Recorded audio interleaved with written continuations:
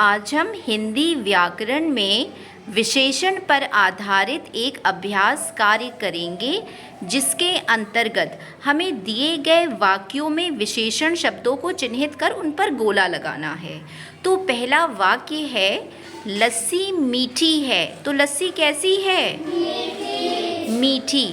तो मीठी हो जाएगा विशेषण, क्योंकि यह शब्द लस्सी की विशेषता बता रहा है कि लस्सी स्वाद में मीठी है।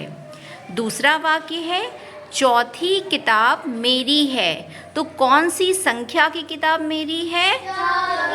चौथी। Very good. तो चौथी हो जाएगा विशेषण। यहाँ देखिए, चौथी जो है वो एक संख्या है, लेकिन संख्या भी विशेषण में आता है। ठीक है। इसके बाद तीसरा वाक्य है, मेरा परिवार छोटा है। तो मेरा परिवार कैसा है? छोटा। तो यहाँ पे छोटा हो जाएगा विशेषण, क्योंकि यह शब्द परिवार की विशेषता बता रहा है कि मेरा परिवार छोटा है। मान लीजिए यह एकाकी परिवार हो, यहाँ खाली मम्मी पापा और बच्चे हों।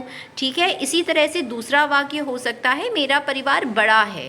ठीक है, क्योंकि वह संयुक्त परिवार होगा, तो वहाँ पे बड़ा विशेषण हो जाएगा। इसके बाद चौथा वाक्य है, यह मंदिर पुराना है। तो कैसा है मंदिर? पुराना। तो यहाँ देखिए, जो शब्द है पुराना, यह मंदिर की विशेषता बता रहा है कि जो मंदिर है वो पुराना है।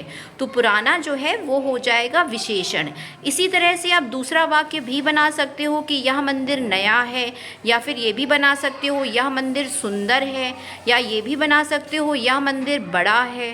तो इस तरह से आप कोई भी वाक्य बना सकते हो जिसमें कोई विशेषण शब्द हो, यानी कि दिए गए संज्ञा या सर्वनाम शब्द की विशेषता बता रहा हो। इसके बाद पांचवा वाक्य है, कप में गर्म चाय है। तो कैसी चाय है? गर्म। तो यहाँ पे गर्म जो है वो हो जाएगा विशेषण, क्योंकि ये चाय की विशेषता बता रहा है। इसी तरह से आप दूसरा वाक्य भी बना सकते हो कि कप में ठंडी चाय है, तो उसमें ठंडी विशेषण हो जाएगा। इसके बाद जो वाक्य है, तोते की चोंच लाल है। तो कैसी है तोते की चोंच? लाल। ठीक है। तो लाल हो जाएगा विशेषण। यहाँ देखिए, लाल जो है वो एक रंग है, और ये तोते की जो चोंच है उसकी विशेषता बता रहा है कि उसकी जो चोंच है वो लाल रंग की है। इसके बाद है, चाय में कम चीनी है। तो कितनी चीनी है? कम। ठीक है। तो यहाँ पे कम जो होगा वो किसी चीज़ का परिमाप बता रहा है कि कितना है, थोड़ा है, ज़्यादा है, कम है। तो ये भी विशेषण होगा। इसी तरह से आप बना सकते हो, चाय में ज़्यादा चीनी है, तो उसमें ज़्यादा हो जाएगा। इसके बाद आठवां वाक्य है, पृथ्वी गोल है। तो पृथ्वी कैसी है? गोल। तो यहाँ देखिए, गोल जो है वो आकार है, यानी कि ये पृथ्वी की विशेषता बता रहा है आकार से संबंधित, कि पृथ्वी गोल है। तो गोल जो है वो हो जाएगा विशेषण। इसी तरह से जो नवा वाक्य है वो बताइए, वह लड़की मेहनती है। तो कैसी है लड़की?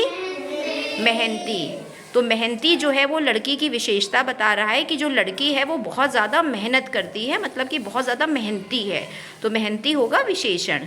इसके बाद जो अंतिम वाक्य है वो है, गाय के 2 बच्चे हैं। तो गाय के कितने बच्चे हैं? 2। तो यहाँ देखिए, ये क्या हुआ? ये संख्या हुई 2।